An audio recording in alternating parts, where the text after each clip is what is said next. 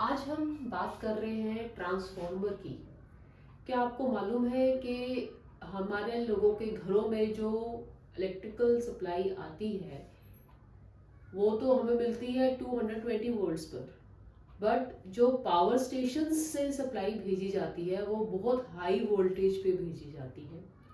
अब इतनी high voltage से रिक्वायर्ड वोल्टेज में कन्वर्ट करने के लिए जो डिवाइस यूज किया जाता है दैट इज कॉल्ड ट्रांसफॉर्मर। आज हम बात करेंगे कि लॉन्ग डिस्टेंस ट्रांसमिशन जब करनी होती है इलेक्ट्रिकल एनर्जी की तो हम ट्रांसफॉर्मर को कैसे यूज करते हैं।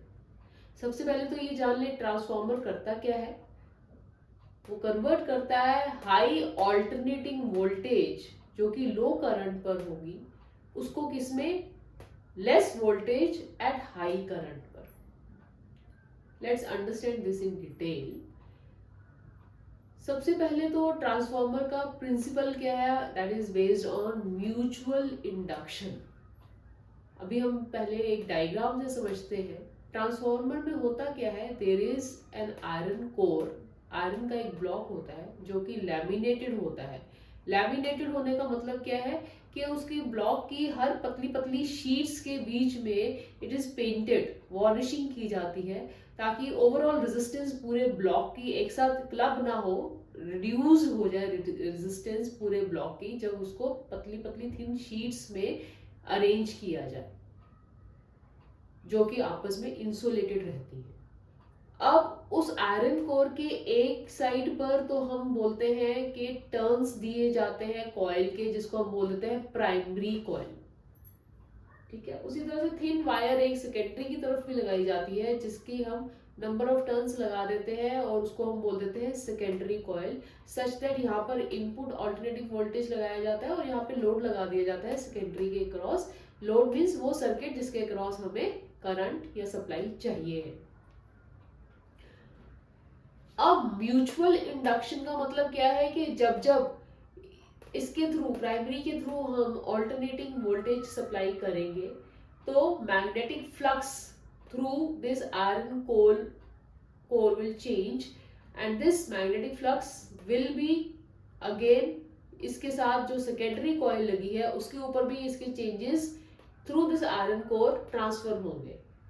ठीक है, सच दैट इसके अंदर भी सेकेंडरी के अंदर क्या आ जाएगा, इंड्यूस्ड करंट आ जाएगा, इंड्यूस्ड ईएमएफ आ जाएगा। ठीक है, अब म्यूचुअल इंडक्शन प्रिंसिपल पे बेस्ड है, दैट मीन्स जो जो फ्लक्स चेंजेस यहाँ पर होंगे वो आयरन कोर के थ्रू सेकेंडरी कॉइल के क्रॉस भी कैरी फॉरवर्ड हो जाएंगे।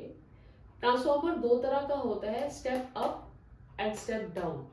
स्टेप अप में क्या होता है, जो number of turns in secondary coil होते हैं वो number of turns in primary coil ज्यादा होते हैं। NS is more than NP, number of turns secondary के number of turns primary coil से ज्यादा होते हैं। सच दैट वो करता क्या है, जैसे कि नेम सजेस्ट कर रहा है, स्टेप अप कर रहा है, मतलब लो वोल्टेज को हाई वोल्टेज में कन्वर्ट कर रहा है। अब लो वोल्टेज किस पे, हाई करंट पे को किस में कन्वर्ट कर रहा है, high voltage at low current. इसको हम आगे भी समझेंगे और डिटेल में। जो स्टेप डाउन ट्रांसफॉर्मर होता है उसका मतलब क्या है, स्टेप डाउन करना है, दैट मीन्स जो number of turns of secondary है अब वो number of turns of primary coil से कम है। बिल्कुल स्टेप अप से रिवर्स चलेगा ये। अब ये क्या कर रहा है, स्टेप डाउन कर रहा है, मतलब हाई प्राइमरी वोल्टेज को लो सेकेंडरी वोल्टेज में कन्वर्ट कर रहा है। अब हाई प्राइमरी वोल्टेज का मतलब है कि प्राइमरी करंट उस समय कम होगा और जब वो कन्वर्ट हो जाएगी लो सेकेंडरी वोल्टेज में तो उस समय करंट जो होगा वो सेकेंडरी का हाई होगा, this should be IS। Secondary का करंट हाई होगा at low voltage of secondary. अब इसका मतलब चलो ठीक है, स्टेप डाउन का मतलब है high primary voltage converted to low secondary voltage. But ये करंट का जो कॉन्सेप्ट है उसको हम डिटेल में अंडरस्टैंड करते हैं। हमें ये मालूम है कि किसी भी इंस्टेंट ऑफ टाइम पर जो हम इनपुट पावर दे रहे हैं that has to be equal to output power. कुछ ये तो है नहीं कि ये कुछ मैन्युफैक्चरिंग डिवाइस है जो हम अपने आप वोल्टेज को बढ़ा लेगा या अपने आप वोल्टेज को कम कर देगा। इन एनी वे हमारे पास ये है कि input power has to be equal to power, जितनी पावर हम देंगे उतनी ही पावर हमें वापस मिलनी चाहिए, आइडियली स्पीकिंग। आइडियल सिचुएशन जहाँ पे कोई लॉसेस नहीं है इस ट्रांसफार्मर में, तो उस सिचुएशन में input power will be we know V into I होता है, so EP into IP, primary voltage into primary current, is equal to output power means secondary voltage into secondary current. Finding out the ratio ES upon EP would be equal to IP upon IS. अब इस ratio का मतलब क्या है कि जैसे जैसे ES बढ़ेगा IS क्या होगा, कम होगा। When ES is more than EP, then IS has to be IP less than IP, तभी ये रेशो बराबर हो पाएगी कि ES बढ़ेगा तो ये रेशो बढ़ेगी, तो उस समय IS को कम होना पड़ेगा ताकि ये रेशो इसके बराबर रहे। ठीक है, तो इससे हमें क्या पता लग रहा है कि ट्रांसफार्मर एक्चुअली कर क्या रहा है कि ES को बढ़ा रहा है तो IS को कम कर रहा है, that is transformer is increasing the voltage by decreasing the current. यहाँ पे एक इंपॉर्टेंट क्वेश्चन बन जाता है कि क्या transformer law of conservation of energy को ओबे करता है। आंसर हमारा यही से आएगा कि हाँ, it obeys the law of conservation of energy. क्यों?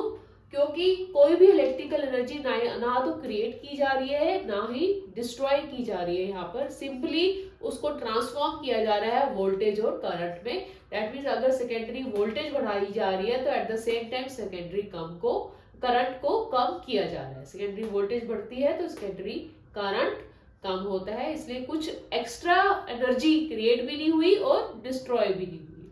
So answer is yes, it the transformer obeys the law of conservation of energy. Next, जो बड़ा एक important concept है इसमें वो ये कि अगर हमें suppose 11,000 watt पावर सप्लाई करनी है पावर स्टेशन से घरों में, तो उसके लिए हमारे पास दो ऑप्शन है। क्या कि इतनी पावर को या तो 220 वोल्ट्स पे सप्लाई कर दें जो कि घरों में चाहिए होती है, तो डायरेक्टली इतने वोल्ट्स में सप्लाई कर दी जाए, या 11,000 वॉट पावर को हम कितनी वोल्टेज पे सप्लाई करें, 22,000 वोल्ट्स पर, मतलब 100 times more than this voltage which is required at houses. तो अब इसको एनालाइज करें तो पहले तो इस सिचुएशन में हम ये देखते हैं कि करंट की वैल्यू क्या आती है जब पावर 11,000 है और वोल्टेज 220 है। So we know P is equal to V I, तो I is equal to P by V, तो करंट की वैल्यू क्या आ रही है 50 एम्पीयर। ठीक है, दैट मीन्स और अगर यहाँ पर हम करंट की वैल्यू निकाले 11,000 पावर के लिए 22,000 वोल्ट पे भेजना है तो करंट कितना आ रहा है 0.5 एम्पीयर। ठीक है, अब अगर सपोज हमें 50 एम्पीयर करंट एक वायर जिसकी रेजिस्टेंस R है उसमें से कैरी करना है, तो वी नो कि जूल्स लॉ से हीट भी तो प्रोड्यूस होती है ना, करंट जब वायर R के थ्रू जाता है जिसकी रेजिस्टेंस R है तो लॉसेस होंगे थ्रू हीट, तो उस लॉसेस का formula H equal to I square RT होता है। तो यहाँ पे हीट कितनी प्रोड्यूस हो रही है I स्क्वायर R की वैल्यू निकाले तो ये कितना आ रहा है, हीट आ रहा है 2500 टाइम्स R।